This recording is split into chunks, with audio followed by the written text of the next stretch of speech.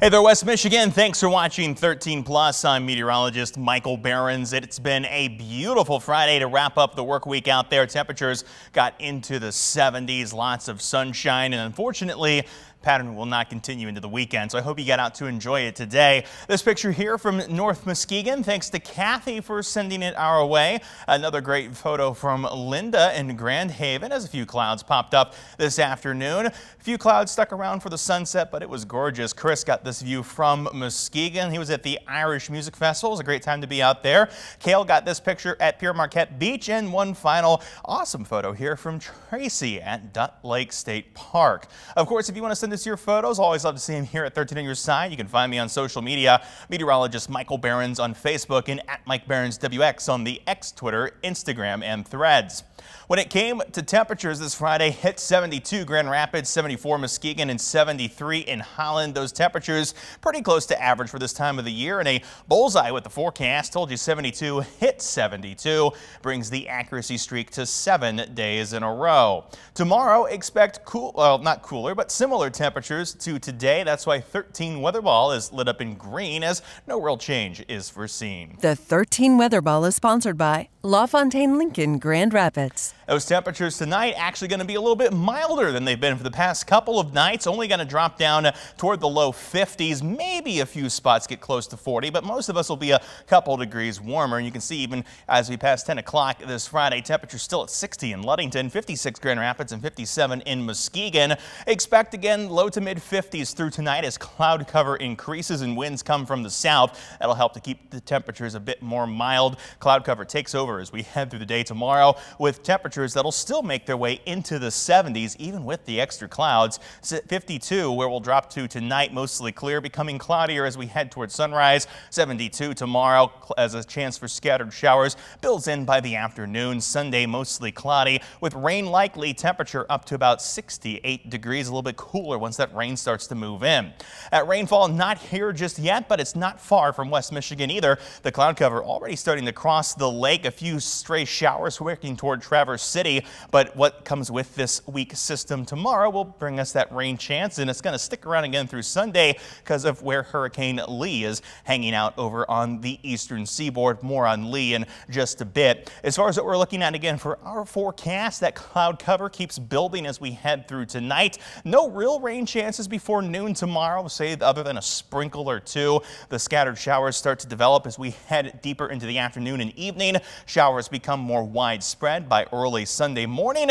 Those showers continue across the region as we head into Sunday afternoon, starting to push their way out as we head towards Sunday evening, and we'll keep some cloud cover around with a stray sprinkle chance as we head toward Monday, but most of the rain should wrap up before we head into this coming work week. Here's a look at temperatures across the region for your Saturday, hanging around 70s on the lakeshore. Again, could see a scattered shower in the afternoon. Same for our northern zones, hanging around low 70s, low to mid 70s from Grand Rapids down to Kalamazoo. 13 on your side, 10-day outlook.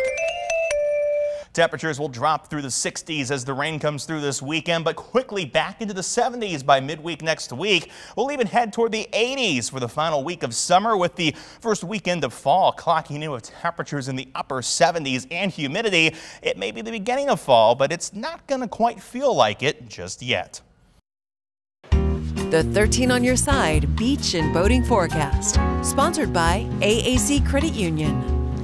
And if you're hoping to take advantage of some of the mild temperatures at the lakeshore, again, it's not going to be a sunny day tomorrow. Waves will be around 1 to 3 feet across Lake Michigan. Most of the lake, this is about where it was today, but the southern end will have a little bit higher wave activity than what we saw on Friday. Water temperatures remain cool for most of the lake, hanging around 50s and 60s from Holland to the north. Those temperatures do still get close to 70 on the southern end of Lake Michigan, but as the rest of the year goes on, you're going to have to keep heading further to the south to get into those milder water temperatures.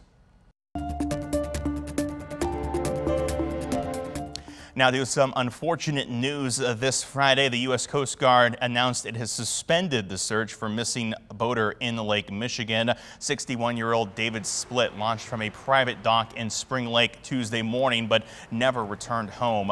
On Wednesday, search crews found his boat 32 nautical miles west of Grand Haven, but Splitt was not inside. The Coast Guard says after 3 days, it's suspending the search pending further developments.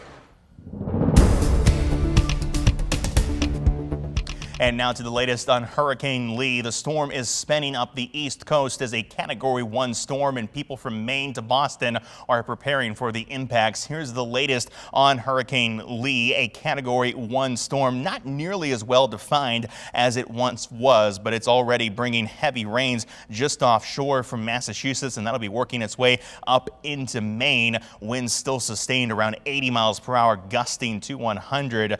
The wind field with this storm is fairly wide, already starting to see winds over 40 miles per hour reaching into Massachusetts. That wind field will contract some in the coming days, but still could see 50, 60 plus mile per hour winds making their way into Maine, especially along the shoreline before the storm works its way off through Canada and eventually off into the northern Atlantic. And of course, with the storm passing so close to the northeast, the coast is preparing. Ted Wayman from ABC sister station WCVB reports on how Cape Cod is preparing for this storm.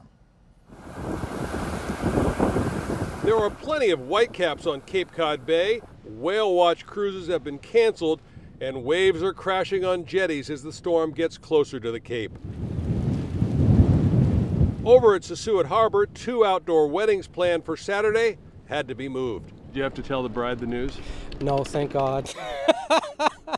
I just make the food. Speaking of food, this lone couple came to Dennis for some classic New England seafood, storm or no storm. I love fried clams. You can't get a good fried clam in Wisconsin. Jake Nardini says his cafe will stay open as long as they have power. If they don't, Eversource crews are stationed across the Cape to help with power outages. It's been a tough week. We've been following Hurricane Lee for the better part of about a week now, and you can't wait till the last minute. So we started hauling boats Monday. We've averaged about 30, 40 boats a day. Dozens of sail and power boats have been pulled from Cape Cod Bay. It may still officially be summer, but for now, Cape Cod activities are on hold as the Cape waits for the storm to decide how much of a blow it will give the Cape and islands. Can't control the weather. You can only adjust the sails.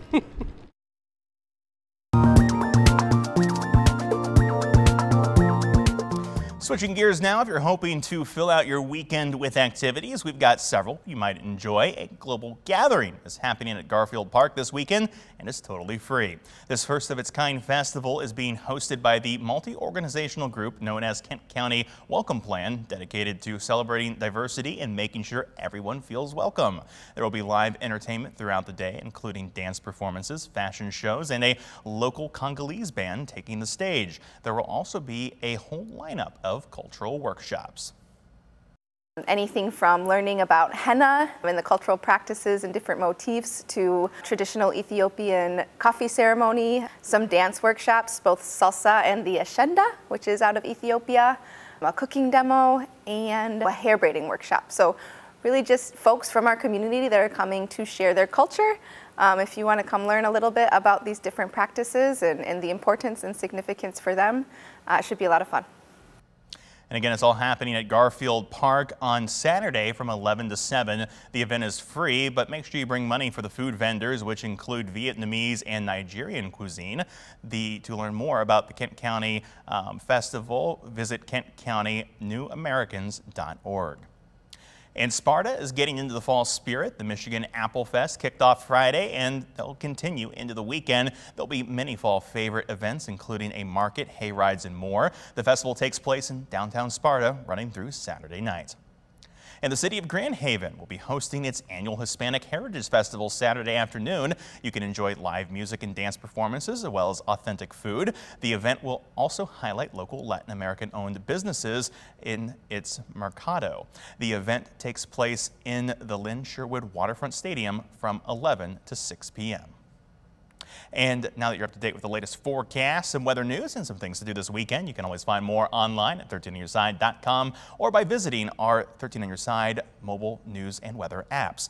Of course, for now, though, thanks for watching 13 Plus. I'm meteorologist Michael Behrens.